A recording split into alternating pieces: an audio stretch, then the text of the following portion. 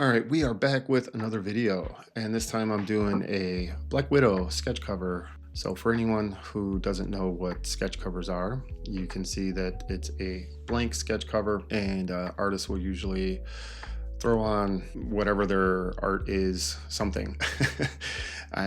Sketch covers can range depending on what the artist wants to do. Some paint on them, some do full color marker paint, color pencil, mixed media, all kinds of stuff. But here I am working in some of the other details I didn't have in my initial layout. It's just a very, very loose sketch, just to kind of get everything in proportion and all of that good stuff. But still fleshing out some of the pencil details, and I typically keep it pretty loose for sketch covers and for my art in general. I keep my pencils pretty loose. I like to tighten up a lot of things with the inks and create a lot of the line widths with inks, so I will fatten up the lines as they go into shadows or thin them out as light hits them, just to try to loosely make it a little bit more realistic on some level, even though it's comic art and it's typically not generally realistic.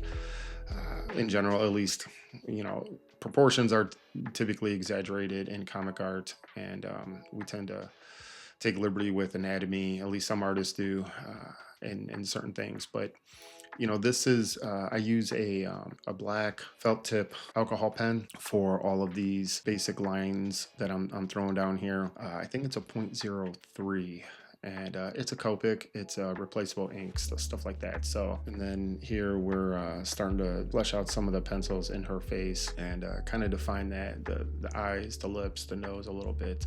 I really was trying to figure out her mouth. It just did not seem to look right for me. It happens with art. Sometimes it just takes us a while to really get it to where we're comfortable with it, and a lot of times artists are not very happy with their work, but generally speaking, I think for the most part I tend to like what I do. It kind of keeps me keep doing it. So here I'm working on her hair, and again using the same marker to get all the lines, the basic lines in. And I know for those that are more traditional inkers, they may use a quill pen or an actual brush and brush in ink, and you're able to control the line widths as you get more comfortable with those tools to go from a thin line to a fat line within one brush stroke. I like to have the piece all kind of very similar line widths, just to give me an idea of what I want to do with the line widths. Here just fleshing out her hair, coloring the blacks in her hair, and as you see I switched up pens.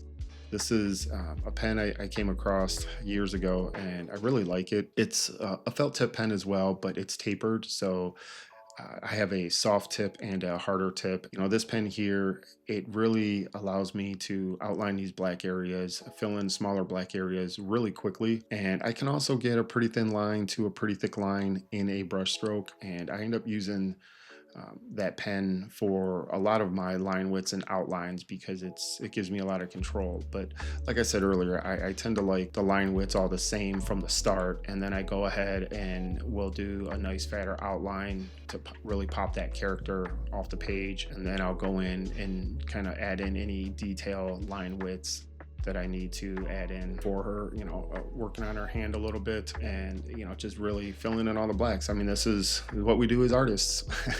Each piece we have our own way of doing things, and here you see I'm just fattening up a lot of those lines, working on her hair, making sure that she pops off the page, getting those fat line widths, getting the thin line widths, adding in some detail around clothes, her leather. Again, I like to render stuff, so I will go in and render things just to create the illusion of shadows and highlights within a piece. But we're gonna wrap this up, sign it, and this is the final piece. Hope you enjoyed this video, and I hope to see you in the next video.